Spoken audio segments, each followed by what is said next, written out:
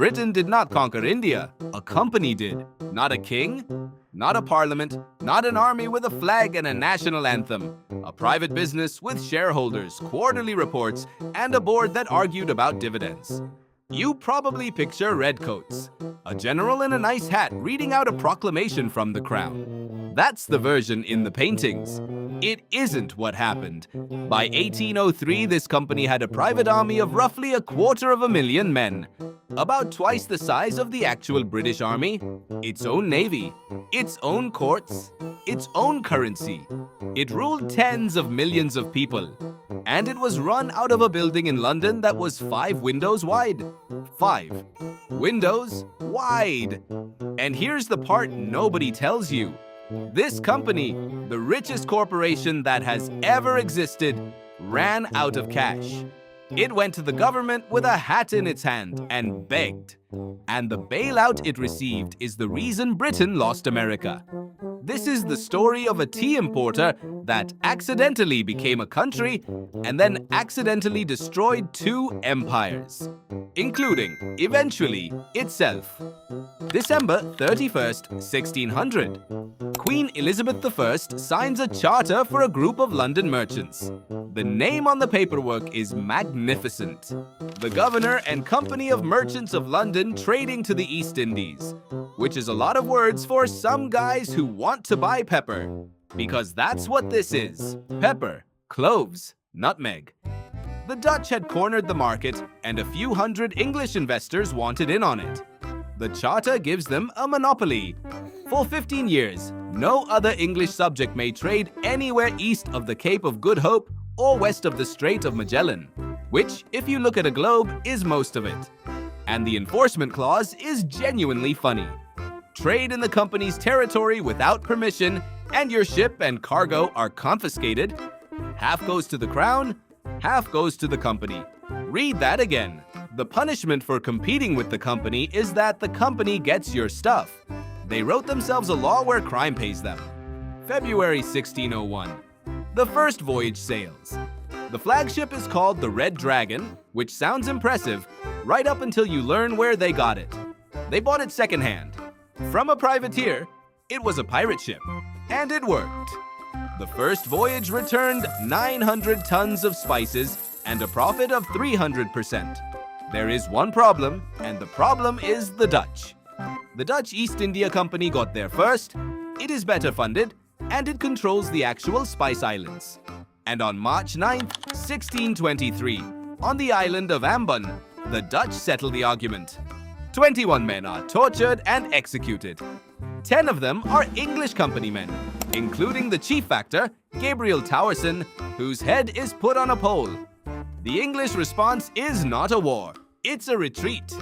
They give up on the Spice Islands and turn to a market they consider distinctly second-rate. That market is India. The single most consequential decision in the company's history was made because they got beaten and needed somewhere else to go. India was the consolation prize. In 1647, nearly 50 years in, the company has about 90 employees in India. 90? That's a medium-sized restaurant. But something is happening in London that matters more than anything happening on the ships. The company is buying Parliament. By the 1690s, it is spending £1,200 a year on lobbying. Roughly a quarter of the members of Parliament held company stock. So when someone stood up and said, "Should we regulate this company?" a quarter of the room was doing math about their own portfolio. This is the foundation, not the ships, not the spices. The fact that the referee owned shares in one of the teams. Because for the next 150 years, every time this company does something outrageous, the question comes up. Why did nobody stop them? And the answer is the same every time. The people who were supposed to stop them were getting paid. Here is how a trading company becomes a military power. And it happens so gradually that nobody has a moment where they decide to do it. You need a warehouse to store goods between ships. The warehouse has valuable things in it, so you need a wall. Behind the wall, you need guards. The guards need officers, and the officers need cannon, because the French definitely have cannon. And you look up one day and your warehouse is a fort, Your guards are a garrison, and you're negotiating with local rulers as an equal rather than a customer. 3 of those fortified trading posts are now 3 of the largest cities in India: Mumbai, Kolkata, and Chennai. All 3 started as a company storage problem. And be precise about who those guards are, because this gets flattened in every retelling. The East India Company's army was overwhelmingly Indian. The soldiers were called sepoys, and the company recruited them the way any large employer recruits, by outbidding the alternative. Good pay, paid on time, pensions, land grants, the officers were British. Very nearly everyone else was not. So adjust the picture. This is not a British army fighting Indians. It is a corporation, headquartered in London, employing a mostly Indian army to fight other Indian armies on behalf of shareholders who could not have found any of these places on a map. The company did not outfight India. It out-recruited it. By the mid-1700s, the company has soldiers in a place that is coming apart. The Mughal Empire, one of the wealthiest states on earth, is fragmenting. And when a giant empire cracks, the cracks are exactly where a well-armed company puts a foot in. In 1756, the young Nawab of Bengal, Siraj-ud-Dowla, decides these merchants have gotten too comfortable. He takes Calcutta, and in the aftermath comes the Black Hole of Calcutta. 64 prisoners locked in a room overnight. 43 died. The company now has something more useful than an army. It has a grievance, and a grievance is a license. Enter Robert Clive. Clive is a company employee. He is a clerk. That is not a joke. He came out to India as an office worker, which he hated so much that he reportedly tried to shoot himself, and the pistol misfired twice. He decided this meant he was destined for something. June 23rd, 1757. Plassey. Let me give you the numbers, because the numbers are the entire story. Siraj-ud-Dowla brings roughly 50,000 men. 16,000 of them are cavalry. He has 50 pieces of artillery worked by French officers who are very good at this. Clive brings 3,000, 2,100 Indian sepoys, about 800 Europeans, 10 field guns, and 2 small howitzers. 50,000 against 3,000. On paper, this is not a battle, it's a formality. 2 things happen. The first is the weather. Partway through, it rains. Hard. And the British artillerymen do the most boring, most sensible thing anyone did that day. They pull tarpaulins over the powder. The Nawab's gunners do not. Their artillery, the good artillery, the French-supervised artillery that was supposed to decide this, gets soaked and stops working. The largest empire in Asia changed hands, in part, because one side remembered to bring a tarp. The second thing is that it was already over before it started. Mir Jafar, commanding the Nawab's cavalry, 16,000 horsemen, the hammer that should have ended this in an afternoon, had already made a deal. When the moment came, he simply did not move. He sat there, with 16,000 cavalry, and watched. The result? The Nawab's army takes over 500 casualties. Clive loses 22 men killed. 22! Bengal, a province richer than most European kingdoms, changed hands for 22 dead men and a tarpaulin. Mir Jafar gets the throne. The company gets Bengal. And Robert Clive, employee of a tea and textile importer, has just personally deposed a head of state. Nobody in London authorized this. They found out months later, by letter. 8 years after Plassey, the arrangement gets formalized, and this is the moment everything actually changes. August 16th, 1765, the Treaty of Allahabad. The Mughal Emperor Shah Alam II grants the company the Diwani, the right to collect the taxes of Bengal, Bihar, and Orissa. This is not trade. This is the revenue authority of a territory with 20 million people, handed to a corporation. There is no invasion. There is no declaration of war.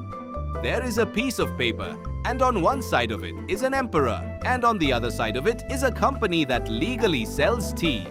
From this moment on, the East India Company is a government that has never once stood for election in a country it is not from. answerable to shareholders who have never been there. And a government needs revenue. So let's talk about what the shareholders did with the tax base. When Clive leaves India in January 1767, he is worth £401,000. In today's money, roughly 60 million. A middle manager from an import business. And there's a word for what he did. And the word itself is a souvenir. Loot is not originally an English word. It's Hindi, loot, meaning plunder. It enters English in this exact period. The company was so systematic about robbing India that it imported the word for robbery along with everything else. Then comes 1769. The rains fail. Bengal, one of the most fertile places on the planet, begins to starve. By May 1770, it is a catastrophe. Here is what the tax authority did.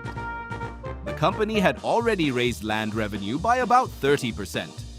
During the famine, the council chose to raise taxes a further 10% to meet its revenue targets. Relief was essentially non-existent. Over 6 months, the company arranged the distribution of about 4,000 pounds of rice. How many died is genuinely disputed. The company's own court of directors estimated a third of the population, around 10 million. Modern historians think that is far too high. One revised estimate puts it closer to 1.2 million. Sit with that. The highest number on record was produced by the people responsible. Whatever the true figure, the pattern is not disputed by anyone. A famine happened, and the tax collector raised the tax. And it did not raise the tax out of cruelty. It raised the tax because there were shareholders in London expecting a dividend, and the numbers had to work. That is the difference between an empire and a company. An empire, at least in theory, wants to keep the place. A company only has to make the quarter. So the East India Company now controls the tax revenue of one of the richest regions on earth. 2 years later, it cannot pay its bills. Hold both of those facts at once. This is the paradox at the center of the whole story. June 1772. A trader named Alexander Fordyce has been shorting East India Company stock. He loses £300,000 and runs for it. His bank collapses. Somewhere between 20 and 30 banks across Europe go down. And the company is caught in the middle of it because for all its territory, it has a cash flow problem of magnificent stupidity. Its revenue is in Bengal, its debts are in London, and its assets are sitting in warehouses in the form of 18 million pounds of tea. 18 million pounds, roughly 8,000 tons, just sitting there. And it can't sell it efficiently because by law it has to auction the tea in England, and middlemen take a cut. Meanwhile, the American colonies, a market that drinks a great deal of tea, are mostly buying smuggled Dutch tea because it's cheaper. So on January 14th, 1773, the directors go to Parliament and ask for two things: a government loan and unlimited access to the American tea market. Remember who was sitting in that room? A large block of Parliament-owned shares. They got both. The result is the Tea Act of 1773. And here is the detail that everyone gets backwards, so listen closely. The Tea Act made tea in America cheaper. Cheaper. Legal company tea would now undercut the smugglers. Parliament genuinely thought this was clever. Colonists get cheap tea, company gets a market. Everyone's happy. The colonists did the other kind of math. If you accept the cheap tea, you have accepted that Parliament can tax you without your consent. You just did it at a discount. And that Parliament can hand your entire market to one corporation by decree. Every colonial merchant legally importing tea has just been legislated out of business to save a company 4,000 miles away. The message received in Boston was not cheap tea. It was, a private company in London is in trouble, so you are being restructured. December 16th, 1773. 3 ships in Boston Harbor: the Dartmouth, the Eleanor, and the Beaver. Somewhere between 30 and 130 men, some in Mohawk disguise, board them. They destroy 342 chests, about 92,000 pounds of tea, straight into the water. Every chest belonged to the East India Company. Parliament responds with the Coercive Acts. The colonies respond to that. And 18 months after tea went into the water, the shooting starts at Lexington. The chain is this: a stock speculator went bust, a bank failed, a tea company got a bailout. The bailout was structured as a market monopoly. The monopoly was resented. The tea went in the harbor. Britain lost 13 colonies. Britain lost America because a company in London had too much tea in a warehouse. Meanwhile, Robert Clive is in trouble of his own. In 1772, Parliament hauls him in to explain how a company employee came home with a fortune the size of a small nation's budget. Presented with the full accounting of what he took, Clive tells Parliament, "I stand astonished at my own moderation." He was not being sarcastic. He genuinely felt he had shown restraint on the grounds that he could have taken more and had merely taken all of this. The censure vote failed. He kept the money. On the 22nd of November, 1774, Robert Clive died at his house in Berkeley Square at 49 by cutting his own throat with a paper knife. He conquered a province with 3,000 men and was killed by a piece of office equipment. After 1773, Parliament finally starts pulling the company's leash. It does not stop the expansion. By 1803, the private army is around 260,000 men, roughly twice the size of the British Army. The company is now functionally a state with a boardroom, and it still has the same problem it always had: tea. Britain is drinking an enormous amount of Chinese tea, and China will only accept silver. So silver flows out of Britain and does not come back. The company solves it the way it solves every problem: with a product. The company controls Bengal. Bengal can grow opium. In 1793, it formalizes its monopoly over that crop and sells to independent traders who carry it to China, which keeps the company's hands technically clean. Watch the numbers move. Around 1730, roughly 2,000 chests a year reached China. By 1800, 4,500. By 1838, 40,000. China had banned it twice, and the volume went up by a factor of 20 anyway. And it worked. By 1804, the silver was flowing the other way. The deficit was fixed by selling a narcotic to a country that had made it illegal to fund a tea habit 4,000 miles in the other direction. That is the whole company in one sentence. Every problem is a business problem, every business problem has a product solution, and nobody in the meeting ever asks the next question. And it holds until 1857, when the Indian soldiers who make up the overwhelming majority of that army rise against it. Which, given everything we have just covered, should be the least surprising event in this entire story. The rebellion becomes a general uprising. Cities change hands. It is put down with a brutality that appalled people back in Britain, which is a difficult bar to clear. And that finally does it. Not the famine, not the bankruptcy, not the loss of America. What ends the East India Company is the discovery that a private corporation running a subcontinent with 250,000 rifles is a bad structural idea. The Government of India Act of 1858 transfers everything to the Crown.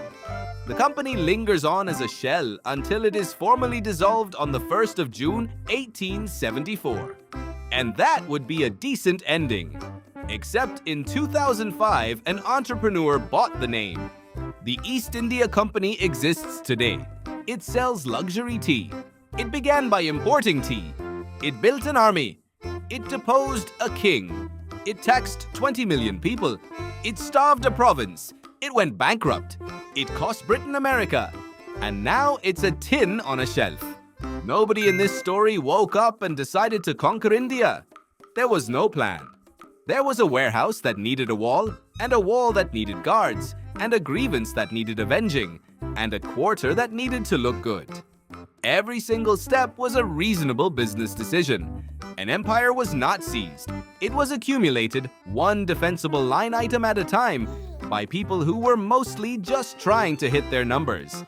And when it came apart, the man at the center of it looked at 150 million subjugated people and 400,000 pounds in his own account and said he was astonished at his own moderation.